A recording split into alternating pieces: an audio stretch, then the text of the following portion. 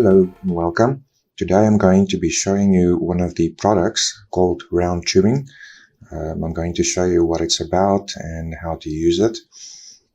If you get to this page and you click on read more, you can see the list of tubing available.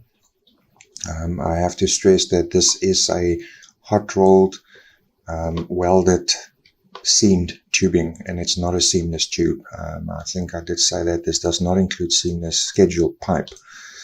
Okay, I'm going to show you in Inventor how to work with this model. If you downloaded it and you open the zip file, you should see this. You can extract the model and the material library to any place of your choice. What I like to do with these models is to put them in my template folder. It just makes it easier to work with them. So I'm going to show you how to do that. If you go to your projects tab, and you would see the folder options, you can see the templates, right? So I'm just going to go edit. I'm going to copy that. I'm going to go to my Explorer. I'm going to paste that in there. This is your location of your templates. So I'm just going to make a new folder. I'm going to call this iLogic models. And I'm going to paste my downloaded model in there. I'm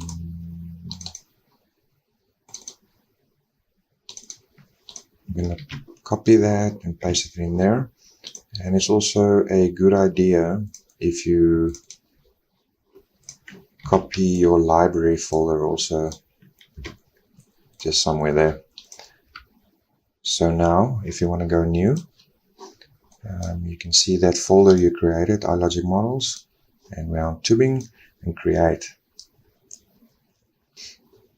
Okay, so then you can finish your parameters and then just go save, and you can put it in where your project is. The first thing that you should do is to add the material library that came with the model. You're going to click on the icon. This is the material icon. Then on the bottom left, you'll see that little icon. You just go to open existing library, and on the material library that came with the model, you can open that one, and you should see the materials loaded. Okay, you just go to your forms tab over there, and you can just click on the very top one. Okay, so the designation is the list of sizes of tubing. It's the same list that I describe on the product page on the website. If you want to add more sections to this, I'm going to show you how to do that. You go to the Rules tab, and you can see the designation rule. Now this is that list of materials or sizes. So the easy way is just to copy one and to just paste it and change the sizes. So I'm going to go cancel here. And so that is just a list, but to control the size of the model, you need to sync your new size. So that would be the size control rule. Once again, the easiest is just to copy one if statement and paste it, and then change the sizes as you see fit. And that should work with any size that you desire. Okay, so the material, you can also add your own material by basically modifying. You can just right click and say duplicate, and then change the name how you want. And then you can edit that material, appearances, physical properties, and everything. Okay. And the length, you can just click on the length button. It will pop up this window. I'm just going to change that quick to show you.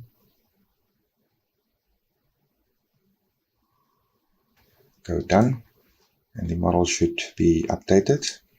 Just going to check it quick. Just measure from one point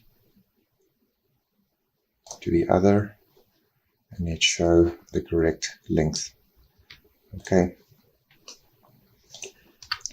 So if you click on the starting end joint, if you don't know where start is and where ending joint is, you have labels on a model. Those labels over there. So this side is the starting end side. That side is the ending end side. So if you do click on starting end joint, it will bring up this form. It shows you a little diagram of the different joint types that you can choose from. So if it's on none, it tells you that there is no feature on this side or on the end of the tube. So it's just a straight cut tube, right? So if you do go type 1 is just an angle cut on the tube. You can see the model update. Okay, and it brings up this form. So the first thing is the orientation. So orientation refers to this diagram over here. It tells you that if you look on the inside from the tube, like you can see it here. So if we can just get the model to align with that diagram. So you got the seam at the bottom, right? It tells you the orientation is basically if you want the cut to go from a certain angle, you would use the orientation to do that. So let's say the orientation is 90 degrees. So in 90 degrees, it means the cut comes from the 90-degree orientation side, right? So on the model, it means that if I would turn this now 90 degrees this way, the cut would come straight from this angle, right? So let's say if it's 45 degrees, so 45 would be that direction. On the model, it would come from that direction. So if we basically look at it from this angle, so if you put it now at 45, the cut would come from this end, right? Okay, so then the cut angle itself refers to the bottom diagram. It's just basically the angle as you see it there. If I just change this to 45, you can see the model update. Right, so that's now 45-degree cut and then 45 orientation angle. Okay. In type 2, it tells you that you intend to join this tube to another tube. Right, so I'm just going to select that. It brings you another form. And it's the same story, the orientation. So I'm just going to put this at 90. So at 90 degrees, it tells you that you intend to put the joint tube 90 degrees from this tube. Okay, the diameter refers to the intended joint tube. So if I just change that, let's call it, I don't know, 25 tube, it just cuts at 25 mil, basically into the end of that joint. So I'm going to say done. In type 3, it tells you you're also going to put it on a tube, but this time you want a tube to be in an angle. So I'm just going to bring that up. So type 3, it tells you that your tube is going to run on this angle, which is now at 45. So let's just change this to 60.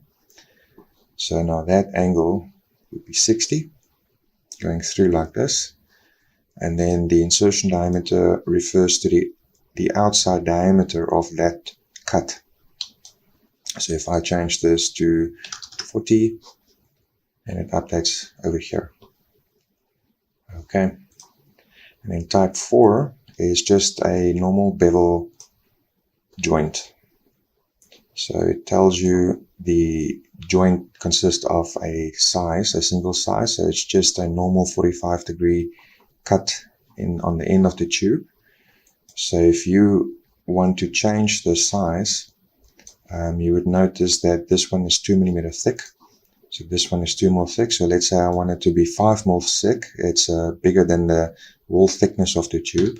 It's going to bring it straight back to 2. So this would never be more than the thickness of the tubing wall. But you can go smaller.